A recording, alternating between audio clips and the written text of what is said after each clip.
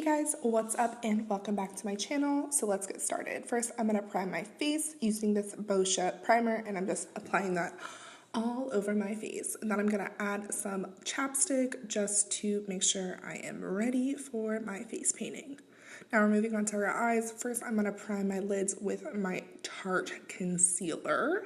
And I'm just going to work that all over my eyes and make sure I have a really nice even base for when I add my bright and smoky eyes. So I'm just blending that in. And then I'm going to set it with my Morphe 35O palette. And I'm just using the white shade on the top and just really setting it in place. So we have some great coverage. Ooh, yes. And then I'm going to move on to brows using Anastasia Beverly Hills. Nice. So for my first transition, I'm using this Too Faced bronzer, just so we have a nice light coverage to build up our brown so we can get it really going. Then I'm going to move on to these two colors here. You can't see the bottom one, but it's just a very light, soft brown. So I'm going to build these colors up because I don't want to go directly in with black because it's going to look like I got punched in the face. So I'm going to work in the browns first and then move on to darker and darker and darker browns.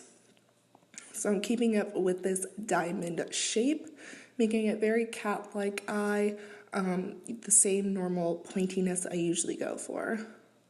So here I'm taking a warmer toned brown and just starting to work that into my top of my crease. And then again, following that same diamond shape. So really elongating that lash line and making it pop. Again, working in Smokn. There's a lot of colors that I use here. They're all browns, but they all serve a very unique and defining purpose. So bear with me as I use multiple browns. But it's totally worth it because the smoky eye on this came out looking poppin'. And I would totally use this in like an everyday lifestyle. So I'm mixing those gray and brown just so I can start to build up that deeper toned brown to black. I didn't end up using a black actually on my lid just because I didn't want to make it too dark and look really weird. So, oh well. Feel free to use black if you want to. I just like being cautious. Then I'm just going to blend out the tops a little bit so it has a really blown out soft effect, even though this is a really dark, smoky, heavy eye. So I'm just going to blend it out. Yes, yes, yes. And those are my two eyes compared. And of course, always take a wine break if you are of age. Then I'm going to take this Tarte. This is a liquid highlighter, but I like to use it as a base when I'm using some glitters, just because it adds a really nice extra pop. So I'm applying this on a flat shader brush and applying it on the parts where I didn't use any browns. I'm going to use this Smokn Whistles highlighter and use this actually as my shimmering shadow in the center of my lid. I really like this because obviously it pops. Then I'm going to take whatever's left of that highlighter that I put on the back of my hand and just blend that into the tops of my cheekbones. And then I'm going to finish it off with a wing. So I kept it very small, thin-wise, realistically. And then I added some lashes and mascara just to make it really pop. Now we're going to move on to my face. Here I'm just etching out the places where I want my skull to line up with. So I lined out where the natural hollows of my face are, and then my nose, you just kind of do like a weird triangle, and then I followed my teeth with that white eyeliner. I would use a liquid liner before using like a pen because the pen didn't really pay off as much as like a pod would. Then I just made some drip marks here because I wanted the face to look a little drippy into the skull. Now I'm going to take my Morphe 35B palette and use this black and start etching out the actual skull. So I put the white down because I wanted to have kind of like a layer where I knew I would go without messing it up with black on my face and having to remove it all.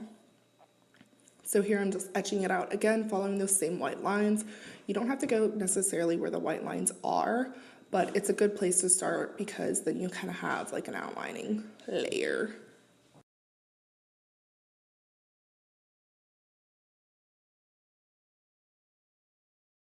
So now I'm gonna make those drippy dots with the black eyeshadow too, and I'm just following the same marks as I did with the first pinpoints of the skull.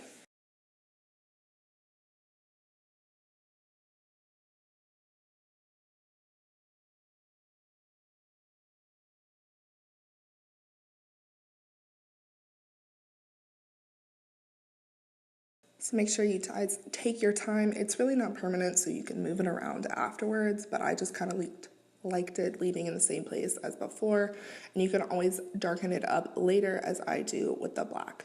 Now I'm just gonna paint my face with a white cream paint, and I'm putting that on everywhere where I didn't put the black. And if you go over some places where you have the black eyeshadow, you can go over it again with a black eyeshadow, so don't worry about being too cautious. Obviously try and keep where you want it to go, but you do you. So I'm taking that all the way up into my temples here and then going into the hollow parts. Then I'm putting that on my nose and avoiding the area where I put that weird triangle for the nose of the skeleton. Make sure you get inside your nostrils too because that peeks through. Then I'm gonna set it all with my Laura Mercier powder. You can use any white or translucent powder you have. I wanted to powder it just because I didn't want it moving throughout the night. So feel free to not powder it if you want, but this powder, this face paint actually moves quite a lot, so just be warned. Then I'm gonna take some more black eyeshadow and just hollow it out again and making sure I have those really defined lines.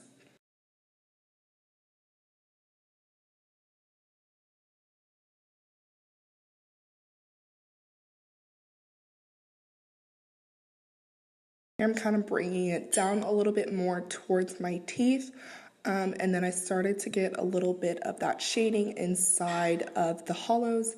And here I suddenly decided that I wanted to go over my lips with the black eyeshadow. I suggest not doing this because I ended up mixing it with some more white just so it would have not the shading. I added the white just so it had some sort of contouring going on, but I wouldn't suggest trying to outline your lips because that is not what I realized I wanted until after I did it. And you can't take off the black eyeshadow, so just be warned. So here I'm just mixing the black with some more white that was left on my brush and just kind of making some nice shaded areas in the hollows. And then I dragged it a little bit on top of my lips because I will be putting the teeth there, so I thought might as well just continue to drag it along. So here I'm taking some black eyeliner. This is a liquid liner, and this one's from e.l.f. and it was like $3, so it's really not expensive. And I'm just drawing lines for my teeth because I didn't want to get it too heavy, and trying to actually define teeth is really hard, especially when you're working on top of face paint. So I'm mixing it with a little bit on my lips here, and later I go over it with some black eyeshadow because I wanted to have a little bit more definition on my face, but I just took this black eyeliner and put it on top of my lips for now. But as you see, I do go over it later, just so there's like not any white peeking through. Now I'm just going to use that same eyeliner and go over my nose markings and fill that in again with the liner.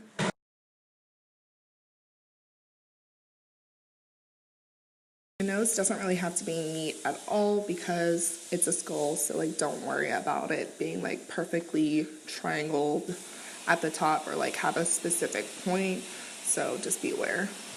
Feel free to use your creative instincts. Now I'm just going to take my same Tarte concealer and put that underneath my eyes and on the top of my forehead. I'm using this more or less as my foundation because I didn't want to take a sponge and go too heavy with it, especially because the bottom half of our face is super painted. So I'm just following my under eyes and taking that tip of my brush and going into those little dips where I made the melting portion of my skull. or face, whatever you want to call it. And then just blending it out with the bigger side of that brush, just so it evens out along the top of my face. And I took what's ever left on that bottom side and rubbed it on my neck too, just so there was the same coloration. Now I'm going to take that same highlighter, Smokn Whistles, and apply it on the tops of my cheekbones here and up into my temples. And then I also put it down the center of my nose. And that is the finished skull, guys. I wanted to make it a little gory, so I added some fake blood here. You don't have to if you don't want to, but I always like gory things, especially on Halloween. So I kind of added drips wherever. I know skulls obviously cannot drip blood, but like, do you. So I just added a bunch of the fake blood and kind of moved my head in certain ways so I would get the drips going the way I wanted them. And then I also kind of put it up into the teeth marks so it kind of looked like Joker, but like not really. But yeah. And this is the finished makeup look. I really hope you guys enjoyed it. Give me a thumbs up if you did like it. And thank you guys so much for watching, and I'll see you guys on the next one. Bye.